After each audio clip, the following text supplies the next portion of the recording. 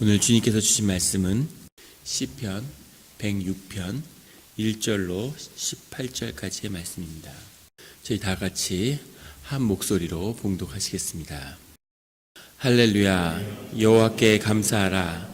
그는 선하시며 그의 인자하심이 영원하미로다. 누가 능히 여호와의 권능을 다 말하며 주께서 받으실 찬양을 다 선포하랴. 정의를 지키는 자들과 항상 공의를 행하는 자는 복이 있도다. 여호와여, 주의 백성에게 베푸시는 은혜로 나를 기억하시며 주의 구원으로 나를 돌보사 내가 주의 택하신 자가 형통함을 보고 주의 나라의 기쁨을 나누어 가지게 하사 주의 유산을 자랑하게 하소서. 우리가 우리 조상들처럼 범죄하여 사악을 행하며 악을 지었나이다. 우리의 조상들이 애굽에 있을 때 주의 기이한 일들을 깨달지 못하며 주의 크신 인자를 기억하지 아니하고 바다 곧 홍해에서 거역하였나이다. 그러나 여호와께서는 자기 이름을 위하여 그들을 구원하셨으니 그의 큰 권능을 만인이 알게 하려 하심이로다. 이에 홍해를 꾸짖으시니 곧 마르니 그들을 인도하여 바다 건너가기를 마치 광야를 지나감 같이 하사 그들을 그 미워하는 자의 손에서 구원하시며 그 원수의 손에서 구원하셨고 그들의 대적들은 물로 덮으심에 그들 중에서 하나도 살아남지 못하였도다. 이에 그들이 그의 말씀을 믿고 그를 찬양하는 노래를 불렀도다. 그러나 그들은 그가 행하신 일을 곧 잊어버리며 그의 가르침을 기다리지 아니하고 광야에서 욕심을 크게 내며 사막에서 하나님을 시험하였도다. 그러므로 여호와께서는 그들이 요구한 것을 그들에게 주셨을지라도 그들의 영혼은 쇠약하게 하셨도다. 그들이 진영에서 모세와 여호와의 거룩한 자 아론을 질투하며 땅이 갈라져 다단을 삼키며 아비람의 당을 덮었고 불이 그들의 당에 붙으며 화염이 악인을 살랐도다. 아멘. 우리 다 같이 말씀을 위해 기도하시겠습니다. 하나님 아버지, 감사합니다. 저희들 주의 음성을 듣고자 주의 제전 앞에 모였습니다.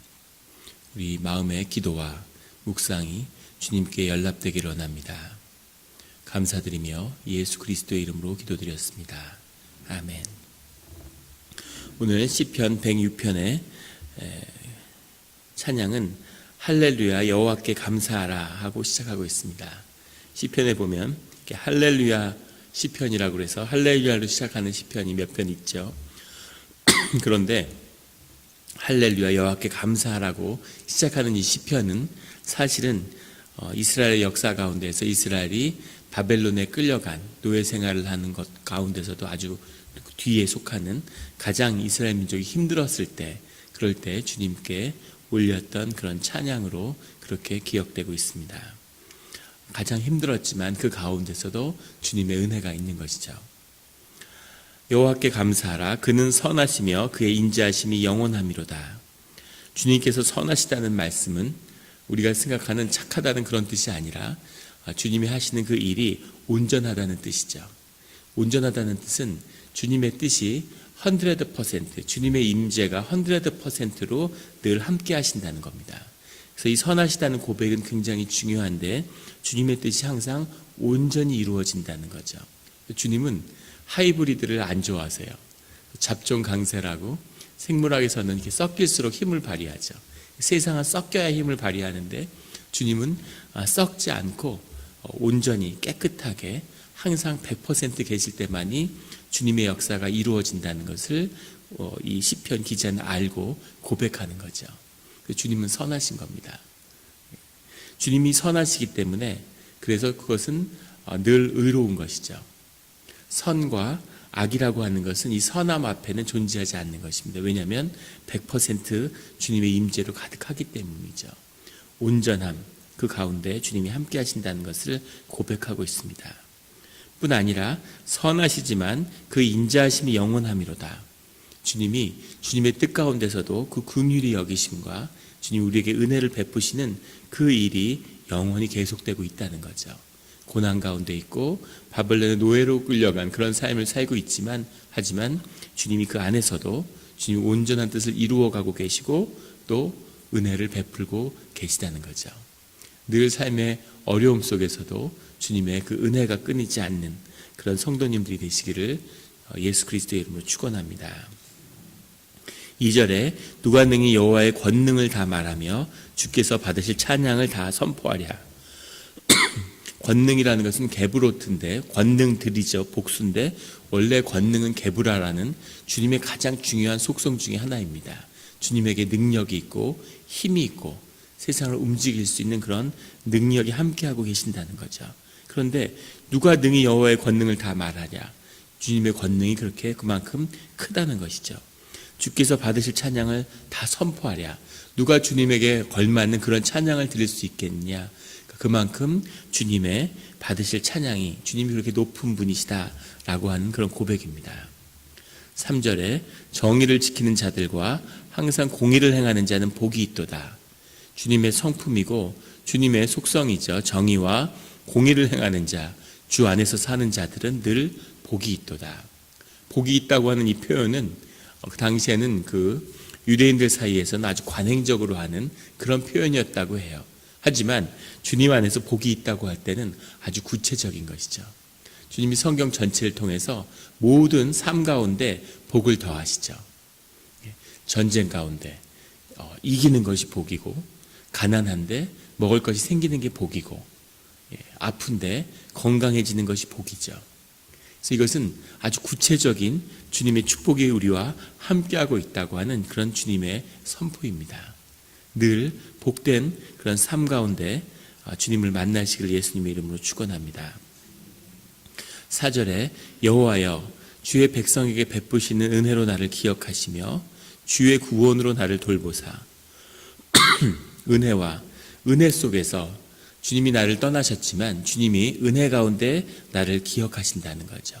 나를 기억하시는 게 주님의 은혜라는 겁니다. 기억할 만한 무엇이 있어서가 아니라 주님의 은혜로움으로, 우리가 주님을 간구함으로 주님이 우리를 기억해 주셨다는 거죠. 주의 구원으로 나를 돌보사. 돌보다는 말이 이게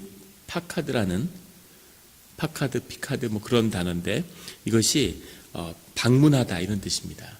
그러니까 주님이 우리에게 임재했다, 주님이 우리와 함께 하셨다 할 때 이 표현을 쓰는데, 주님이 그 구원으로 나를 찾아와 주셨다, 주님이 나를 찾아와 주신 것이 나의 구원이 되었다라고 하는 고백입니다. 주님이 나에게 임재하고 주님의 임재를 경험하는 것이 왜 구원이 될까? 그것을 경험한 분만이 이것이 왜 구원이 되는지를 아는 거죠. 이것은 설명할 수 없는 모든 우리 삶의 굴레와 그 어려움과 그 코너에 몰려서 뭐라 말할 수 없는 어려움 상황에 있을지라도 주님에게 우리에게 도와주십시오 하는데 주님의 임재가 우리 삶 가운데 나타나면 그러면 그것이 구원이 되고 회복이 되고 기쁨이 일어나고 모든 것이 풀리는 거죠. 이것이 우리가 시편에서 거듭해서 볼 수 있는 그 신비고, 세상에 정말 주님이 주인이시구나, 모든 걸 주인이 만드셨구나 하는 것을 경험하게 되는 순간이죠. 뭐라 말할 수 없지만 구원이 되고 회복이 되는 겁니다. 정말 살려달라는 고백을 갖고 주님 앞에 나왔는데 기도를 하다가 주님의 임재를 경험하면 확 살아나는 거죠. 심령이 살아나고 모든 것이 풀렸구나 하는 확신에 서게 되는 거죠. 또 그 회복이, 심령의 회복이 일어난 다음에 그 다음에 현실의 문제가 풀리는 겁니다. 거짓말처럼. 주님의 뜻이 늘 우리의 심령을 향하고 있음을 알게 되는 거죠. 이 시편 기자도 어려운 상황 속에서 주님께 나왔지만 주님의 임재가 사는 길임을 경험한 그 고백을 주님 앞에 드리고 있습니다. 그 고백이, 그 임재가, 그 심령의 살아남이 늘 떠나지 않는 성도님들이 되시기를 주님의 이름으로 축원합니다. 5절에 내가 주의 택하신 자가 형통함을 보고 주의 나라에 기쁨을 나누어 가지게 하사 주의 유산을 자랑하게 하소서. 여기서 우리 신앙에 아주 중요한, 주님과 함께하는 그 신앙의 길이 가지는 세 가지 중요한 키워드가 나옵니다. 형통함과 기쁨과 주의 유산이죠. 주님의 길을 간다고 하는 것에 가장 큰 비밀은 형통함에 있습니다. 형통함이 있다는 것은 주님이 모든 일에서 승승장구하게 한다는 그런 뜻이 아니라 우리의 삶의 모든 분야에서 주님이 함께 하신다는 뜻이죠. 그러면 그 일이 주님의 뜻에 따라서 풀려가게 됩니다. 이 형통함은 우리가 주님을 믿고 의지하면서 주님보다 반발자국 늦게 뒤에서 걸어가는 거죠. 저희 그 막내가 그런 걸 좋아하는데 어디 가면 손을 붙잡고 자기 눈을 감을 테니까 앞에서 이렇게 끌고 가라고 얘기를 해요. 그러면 아주 조심스럽게 넘어질까 봐 신경이 많이 쓰이는데 애는 이상하게 그런 걸 굉장히 좋아합니다. 근데 그 안에는 이제 절대적인 신뢰가 있는 거죠. 눈을 감고 그냥 인도하는 대로 걸어간다고 하는. 그래서 아버지가 인도하는 그 길대로 가는 거죠. 그러면 남보다 더 잘 된다고는 말할 수 없겠지만 분명한 것은 삶이 아주 쉽다는 것은 우리가 경험할 수 있죠. 삶에 내가 힘들어하고 고민하고 걱정할 필요가 전혀 없는 아주 쉬운 삶을 살게 되는 겁니다.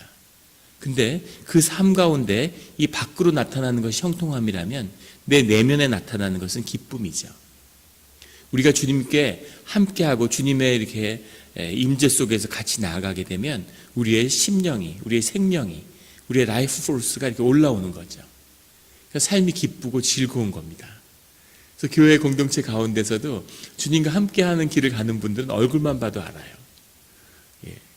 이렇게 단위에 서서 이렇게 보면 한눈에 알 수 있습니다.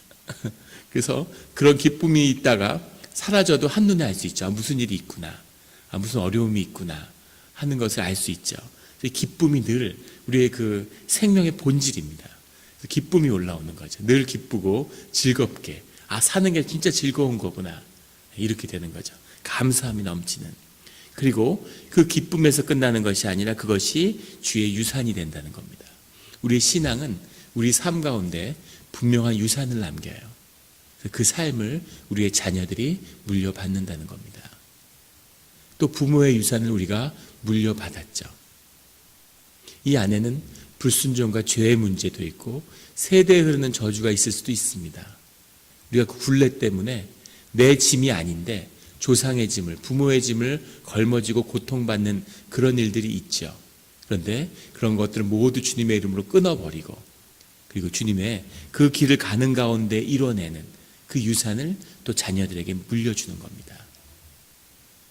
그 은혜가 절대로 내가 잘 되고 내가 되고 내가 이런 것은 마귀의 역사입니다. 주님이 가르치시는 기도처럼 우리에게 일용할 양식을 우리에게 주님 그렇게 말씀하시는 거죠. 자녀들에게, 후손들에게 그 은혜가 계속 유산으로 이어간다고 하는 것을 저희가 기억했으면 합니다. 늘 형통함과 기쁨과 믿음의 유산을 남기는 그런 우리 성도님들이 되시기를 예수 그리스도의 이름으로 축원합니다. 6절에 우리가 우리의 조상들처럼 범죄하여 사악을 행하며 악을 지었나이다.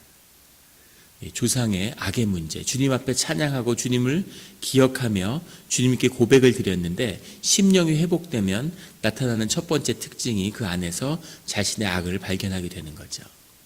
이걸 전혀 느끼지 못하고 떳떳하고 의롭게 주님 앞에 나왔는데 실제 고백을 하고 기도를 하고 주님의 임재가 가까이 오면 그러면 내가 죄인이구나. 내 죄악을 견딜 수가 없는. 그래서 그 기도는 회개가 먼저 이루어지는 거죠. 주님의 임재 가운데의 비밀은 가장 먼저 오는 심령의 고백이 회개라는 겁니다. 죄를 고백하는 그 고백이 나오는 거죠. 근데 내 죄만 고백하는 게 아니라 내 조상의 죄를 고백하는 겁니다. 수많은 죄를. 제가 주님을 처음으로 예수님을 주로 영접할 때 그 체험도 주님께 기도하면서 주님의 임재를 경험하기 참 어려웠는데 산상 수련회 이런 데를 갔어요. 그래서 이렇게 며칠 동안 계속 찬양하고 기도하고 이러다 보면 심령이 열리는 거죠. 그래서 마지막 날 밤에 기도를 하다가 정말 마음이 열린 겁니다. 근데 밤새도록 그게 생애 아마 처음으로 한 진지한 기도였을 거예요. 잠깐 1분 하고 이런 걸 뺀다면. 그런데 생애 처음으로 드린 기도가 회개의 기도였습니다. 근데 그 기도를 하는데 밤을 꼴딱 세워서 회개를 한 거예요. 그 몸속에 정말 진저리 칠 만한 죄가 끊임없이 나오는 거죠. 근데 예수님을 만나기 전에 내 상태는 정말 세상 사람들이 나만 같으면 세상이 천국일 텐데 이런 정신 상태에 있는 거죠. 내 삶에 어떻게 이렇게 깨끗하고 오점이 없을까 이런. 그런데 주님이 임하시니까 그 안에 죄가 끊임없이 나오는데 내 죄뿐 아니라 조상의 죄도 그 더러운 걸 전부 다 주님 앞에 고백드리게 되는 거죠. 그리고 심령이 회복되면서 주님을 경험하게 되는, 주님과 멀어지는 그 관계가 약해지는 것 중심에는 늘 죄의 문제가 있다고 하는 것을 우리가 기억해야겠습니다. 자신의 죄를 고백하면서 조상의 죄를 고백하는 거죠. 7절에 가면 우리가 조상들이 애굽에 있을 때 주의 기이한 일들을 깨닫지 못하며 주의 크신 인자를 기억하지 아니하고 바다 곧 홍해에서 거역하였나이다. 출애굽기 14장에 나오는 이야기죠. 하나님의 거대한 기적을 경험하고 나왔는데 홍해 바다 앞에 서니까 다시 주님을 원망하기 시작하는 거죠. 자신의 경험의 한계에 도달하니까 그 너머에 계신 하나님을 의지하는 것, 그게 믿음이죠. 믿음이 없기 때문에 기적을 좋아하고 구원받았다고 하나님을 막 높였는데 더 큰 어려움이 앞에 기다리니까 우리를 이러려고 여기에 인도했느냐, 우리를 여기서 죽게 하려고 하느냐, 심지어는 우리가 애굽 사람들을 섬기는 걸 좋아했는데 우리가 노예로 지내는 게 좋았는데 우리를 왜 구원했냐고 그렇게 따지는 모습이 나옵니다. 놀라운 모습. 하지만 그것이 오늘 우리의 본성이겠죠.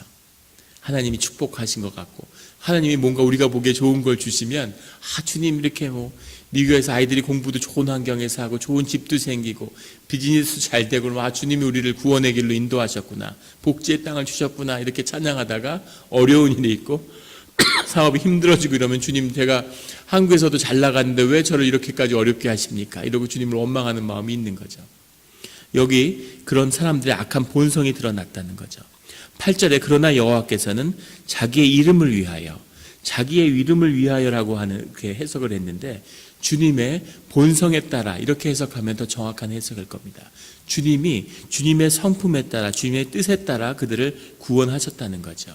구원의 그 큰 경륜에 따라서 그들을 인도하셨다는 겁니다. 그의 큰 권능을 만인이 알게 하려 하심이라. 주님의 임재를, 주님의 뜻에 따라서 그들을 구원하셨다는 거죠. 9절에 이에 홍해를 꾸짖으시니 곧 마르니 그들을 인도하여 바다 건너가기를 마치 광야를 지나간 것 같게 하사. 광야라고 했는데 초장이라고 했으면 더 좋았을 것 같습니다. 푸른 초장에 양떼를 인도하는 것처럼 살 길을 여셨다, 이런 뜻이죠. 바다를 건넜다는 이것을 사도 바울은 이스라엘 민족이 주님 앞에서 물 세례를 받는 그 사건으로 이해하죠. 노예에서 끌어내서 그의 죄에서 이스라엘 민족을 속량하는 그 역사, 그래서 인류 역사상 가장 큰 세례식이었다고, 홍해 바다를 지나가게 함으로 해서 주님의 백성이 되는, 그 당시 애굽에 굳이 이스라엘 민족이 혈통으로 아니었더라도 따라 나온 사람은 다 이스라엘 민족이 된 거죠. 왜냐하면 홍해 바다를 건넜기 때문입니다. 주님이 큰 이런 속량의 역사를 이루셨다는 거죠. 12절에 가면 그 과정에서 원수들을 멸하는 걸 보고 12절에 그들이 그의 말씀을 믿고 그를 찬양하는 노래를 불렀도다. 주님이 또 이렇게 살려주시니까 너무 기쁘고 좋다고 주님을 막 높였다는 거죠. 13절에 그러나 그들은 그가 행하신 일을 곧 잊어버리며 그의 가르침을 기다리지 아니하고, 주님의 인도하심을 따라가지 않고 주님이 행하신 일을 잃어버렸다는 거죠. 14절에 광야에서 욕심을 크게 내며 사막에서 하나님을 시험하였도다. 욕심을 크게 냈다, 이렇게 해석했는데 사실 뭘 그렇게 욕심을 냈을까? 광야에서 주님이 만나를 먹는데 고기가 더 먹고 싶어서 우리가 왜 고기를 못 먹냐, 애굽에서는 고기를 잘 먹었는데, 이렇게 이야기하는 거죠. 주님이 메추라기를 보내고 하늘에서 막 고기를 내려서 정말 많이 먹게 해주셨죠. 그런데 문제가 뭐냐면 고기를 많이 먹었다고 욕심을 낸 거, 고기를 먹고 싶었겠죠.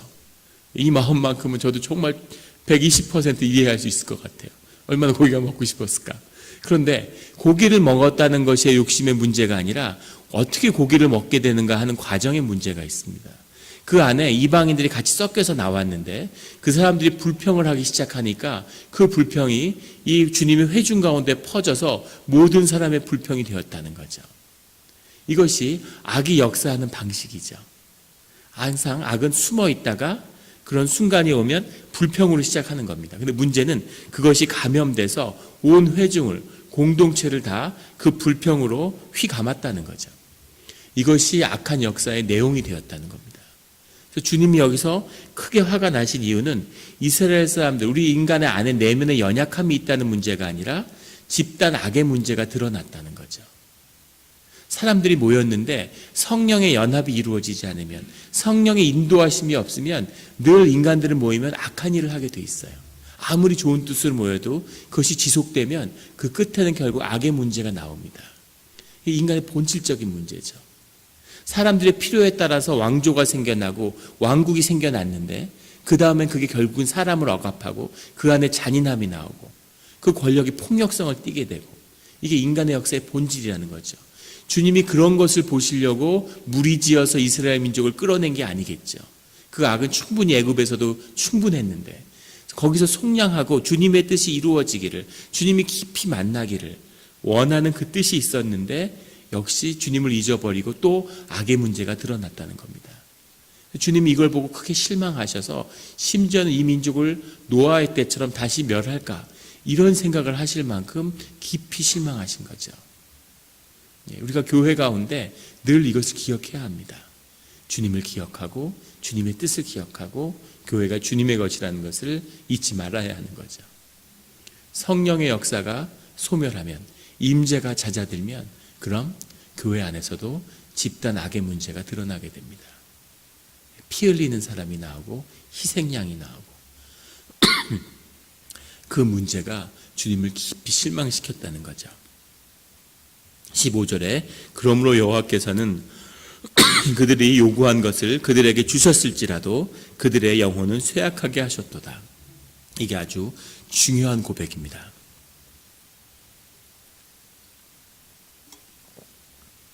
우리가 신앙생활을 하는데 아주 깊이 기억해야 할 말씀을 오늘 주님이 하시는 거죠.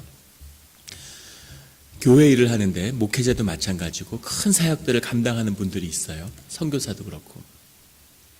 그걸 잘 하다가 10년, 20년, 30년을 사역을 잘 했는데 어느 날 한순간에 무너지는 겁니다. 그런 일들 보셨을 겁니다.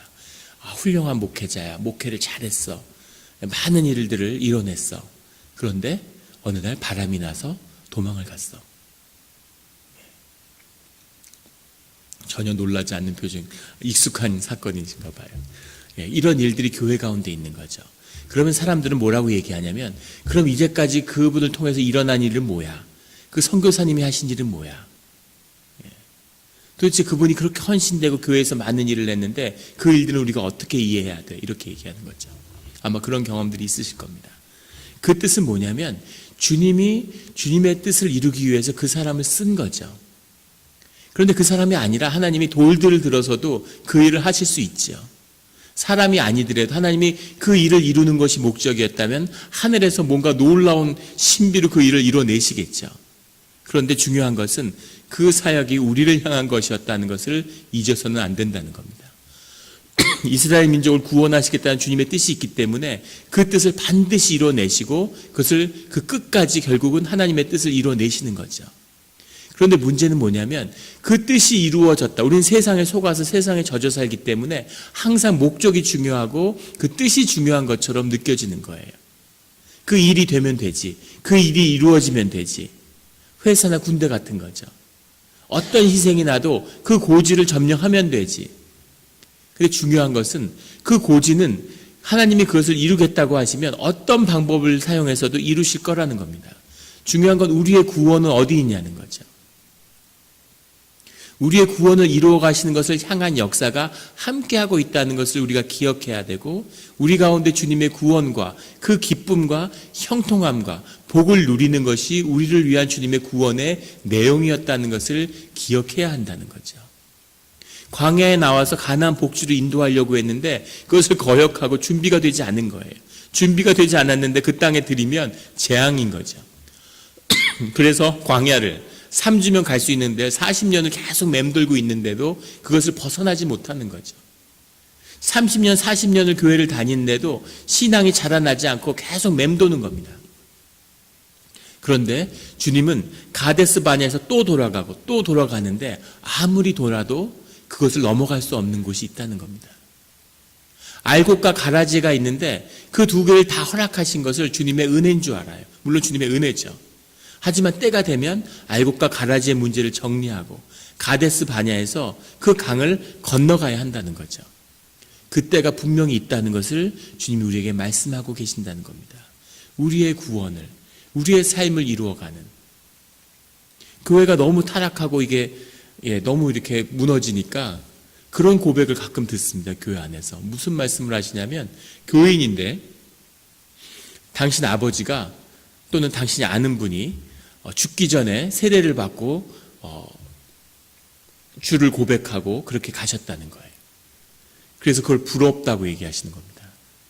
평생에 진짜 나쁜 짓도 많이 하고 세상에 좋은 걸 다 누렸다는 거죠. 온갖 쾌락을. 그리고 마지막에 주님을 믿어서 구원받으니까 세상 것도 없고 주님 것도 없고 얼마나 좋으냐고 그런 얘기 들어보셨습니까? 주변에? 그런 비참한 이야기를 하나님을 모르는 분인 거죠. 삶의 형통함과 복된 주님의 지복을 한 번도 경험해보지 못한 고백입니다. 구원받으려고 신앙생활하는 게 아니죠. 세례를 안 받아도 구원받을 수 있습니다. 주님을 주라고 고백 안 해도 주님이 구원하시려면 주님의 뜻에 따라 구원하시죠. 구원의 뜻에 있는 것이 아니라 살아서 주님의 나라를, 하나님의 천국을 누리고 그 지복을 깊이 경험하는 그 축복된 삶이 주님의 구원의 인도하심의 내용인 거죠. 주님을 빨리 만날수록, 주님을 만난 사람이라면 내가 왜 더 일찍 주님을 만나지 못했을까? 이 기쁨을 내 삶에 조금 더 일찍 경험했으면 우리 삶이 얼마나 복되고 좋은 것이었을까? 그런 안타까움이 있어야죠. 세상에 그런 것을 부러워한다면 그분은 사실 주님을 못 만난 분이에요. 남이 구원받았다고 부러워할 게 아니라 본인이 구원받았는지 되돌아봐야 됩니다. 이 하나님의 오늘 말씀하시는 이 형통과 기쁨과 주의 유산을 그 광야에서 알아야 하는 거죠. 그래야 주님이 이 땅에서 우리에게 주어진 기업으로서의 그 복지를, 그 가나안의 땅을 주시는 겁니다. 자자손손이 뿌리를 내릴 그 축복의, 더 큰 축복의 준비를 우리 삶 가운데 이루시는 거죠. 이 축복을 놓치지 않는, 이 지복을 놓치지 않는, 이 유산을 놓치지 않는 그런 성도님들이 되시기를 예수 그리스도의 이름으로 축원합니다. 같이 기도드리시겠습니다. 하나님 아버지 감사합니다. 오늘 정말 삶의 어려운 자리에서 주님을 향한 고백을 저희가 듣습니다. 우리가 주님 앞에서 그 어떤 자리에 있을지라도 할렐루야를 외치면서 주님께 감사할 수 있는 그런 우리의 믿음이 되게 하여 주시옵소서. 또 주님, 우리가 우리의 죄를 기억하고 조상의 죄를 회개하며 주님 앞에 깨끗하여지는, 또 주님이 우리를 인도하시는 참뜻이 우리 가운데 회복되어지는 그러한 삶이 되게 하여 주시옵소서. 우리가 많은 기도의 제목을 가지고 나왔습니다. 주님의 임재 안에서 형통의 길이 열려서 그 일들이 주님 안에서 모든 것이 주님의 뜻에 따라 선하게 풀어지는 것을 보게 하여 주시옵소서. 주님, 내가 묵는 것이 아니라, 내 삶이 아니라 주님의 것이오니 주님이 책임지고 해결하여 주시옵소서.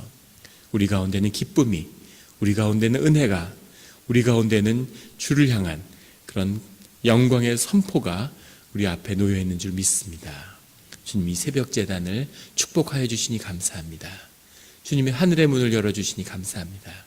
이 복된 이 은혜가, 오늘 이 자리에 부어주시는 그 은혜가 우리 공동체와 또 주님을 모르는 모든 사람에게 흘러가는 그런 역사가 이루어지게 하여 주시옵소서. 감사드리며 예수 그리스도의 이름으로 기도드렸습니다. 아멘.